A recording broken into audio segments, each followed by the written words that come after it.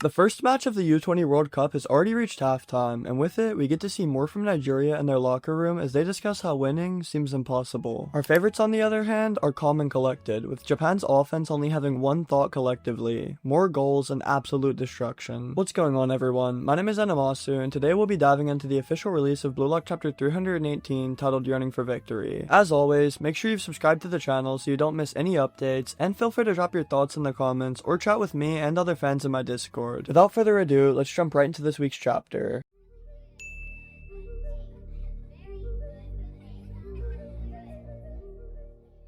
Blue Lock Chapter 318 opens with the announcer shouting out about just how dominant Blue Lock Japan has been. From another angle, we see Gagamaru hyping up the crowd after his incredible save, standing tall like a wall between Japan and Nigeria's attack. The commentators highlight how Nigeria have been completely overwhelmed on both offense and defense, and with the first half winding down, Japan is firmly in control, leading 2-0. Once again, the narrative starts by showing just how much Blue Lock is impressed on the world stage. The perspective then shifts into the Japan locker room, where the spirits are high. Yoichi, Nanase, and Corona are all cheering on Gagamaru for his heroics and the goal. Hell, even Fukaku Ging gets a moment, stepping in to hype up his teammate. From there, Captain Oliver Aiku turns to his defenders, Aryu and Nico, and praises their work, but also reminds them to maintain discipline. He tells them that while the defensive line has been strong, they've been pushing too far up at times and must remain steady in the second half. As Karasu wipes the sweat from his face, he reminds the team that while they already have 2 goals, there's still more to do. He turns his attention to Hiyori and Chigure, urging them to look for their own shots rather than always sending in crosses. Chigure dismisses him confidently, telling Karasu to just wait and watch the second half, and Hiyori chimes in too, pointing out that Karasu hasn't exactly taken a shot himself. It's also just crazy to complain that Chigure hasn't taken a shot, considering not only Reo stole his entire flow and scored with his technique, he's on the wrong wing. Blame ego, not the speedster. Their playful banter echoes in the room, with Batsura even joining in as the Fords discuss dribbling. Henri meanwhile sits quietly in the background, noticing that none of them are boasting about individual plays. Instead, they're focused on strategy and growth, which causes her to smile to herself, proud of how far they've come, just like a proud mom. Henri's optimism is quickly interrupted as Isagi cuts in though, as he declares that just winning is not enough, making her expression drop in surprise. I mean, god damn it, Isagi. He explains that if they only stick to what they're good at, they won't grow. Instead, he proposes something different for the second half. Rather than keeping the Fords high up, they should attempt long-range shots from the second and third rows to create unpredictable attacking patterns. Karasu and Batsura both hesitate, uncertain, but they listen closely as Isagi continues. Aiku weighs in, acknowledging that the idea is interesting, but pointing out that it is risky. He believes a solid defensive shutout would be valuable on its own, but Isagi pushes back, saying they should try both, experiment with new methods while still going for at least 3 points. His determination earns Aiku's praise, but Nico quickly adds that altering the attack also means shifting their defensive structure, making it difficult. Isagi and Nico begin discussing the tactical changes, while Karasu reacts loudly to how sudden this all feels. At that moment, a blacked out speech bubble signals someone joining the conversation without hesitation. The next page reveals Itoshi Rin sitting calmly on the bench, but clearly fired up to have impact. He agrees with Isagi's point, saying that simply winning is not satisfying. They should crush their opponents in a new destructive way. Rin admits that he hasn't scored yet and refuses to let himself be treated like a pawn, dismissing the idea of simply performing tricks for others.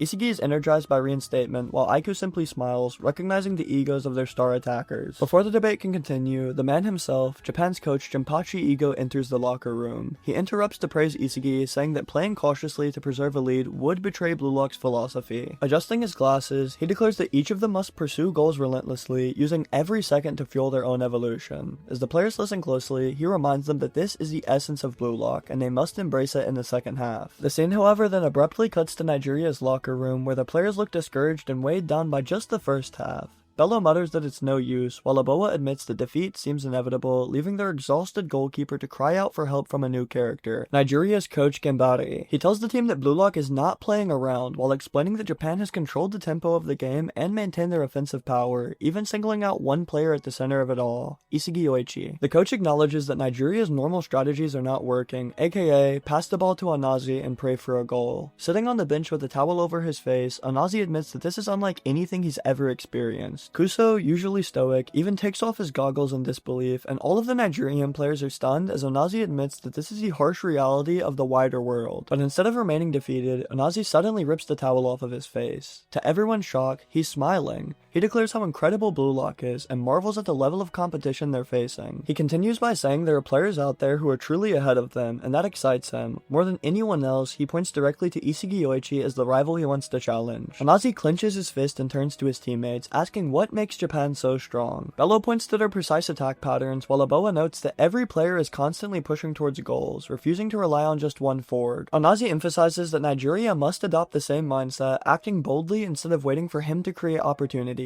Back in Japan's locker room, Igo asks why people yearn to win, forcing the players to think beyond just the score. Batsura casually says it just feels good, but Igo presses further, demanding they examine why that feeling exists. Isagi leans forward, reflecting deeply on the instincts and competitive drive that define human ambition and survival. He explains that winning proves superiority over others, a measure of skill and growth, and Shido of course agrees wholeheartedly. Igo expands, showing this instinct is hardwired in people to survive and thrive, illustrated with a chibi cat taking a fish from a smaller one. The stronger naturally dominate, and Blue Lock is designed to awaken that drive in football, pushing players to realize their full potential. Returning to Nigeria, Anazi shouts that he wants to beat Blue Lock and challenge his teammates to take risks themselves. Bello and Aboa express doubts, saying they aren't skilled enough, but Anazi insists that courage and willpower matter just as much as ability, making the team reconsider their approach. Anazi rises and pumps his fist, urging his team to stop relying solely on him. Coach Gambare reluctantly agrees, noting the challenge will help them grow even if the plan isn't original or thorough. The Nigerian players refocus, their earlier despair replaced by determination, realizing that to face Japan, they must act with the same intent and aggression. Back to Igo once again, he explains that if humans acted only to dominate others, life would be endless conflict. Society created laws and fairness to temper that instinct, but rules alone suppress natural growth. Blue Lock exists to awaken these instincts, giving players a controlled environment to push limits while still playing within structure. He contrasts this with what he calls the tepid world, where people live without hunger, content in routine and comfort, illustrated with chibi characters lounging lazily. Blue Lock forces players to rise above this complacency, tapping into their true instincts, ensuring their drive and ambition cannot be extinguished by a peaceful, controlled environment, or just society itself. We then see U20 Nigeria marching onto the field with intensity, Anazi leading the charge. As Japan walks out as well, Igo narrates, framing Blue Lock as an experiment to project human instinct onto the world stage, challenging players to fully embrace their drive for victory. And like Isagi said, superiority. This match is no longer just football, but a reflection of human instinct and potential. The second half then officially kicks off, with Isagi passing off possession for the final page. Igo leans forward, hands on his face, observing every movement, and asks one question: why does football have the power to captivate humanity so fully? Next week, we're gearing up for Blue Lock chapter 319, officially titled The Equation of Passion, dropping on September 23rd. With all the strategy we saw in this chapter and the second half already underway, I actually think we might get a glimpse into Igo's backstory, or at least more of his perspective in the next chapter. Today's chapter closes with him fully immersed into the match, proud of his players, but also reflecting on the bigger question on why humans are so captivated by this sport. Overall, I don't know about you, but I'm just genuinely hyped to see this match continue, and Nigeria's first goal might be just around the corner. No matter the case, I hope you all enjoyed today's chapter and are looking forward to next week. As always, make sure you've subscribed to the channel, and feel free to chat with me through the comments or my community Discord. I hope you all have an amazing rest of your day, and I'll see you in the next video, which hopefully will be soon, but as always, I'm sick again somehow. I just can't.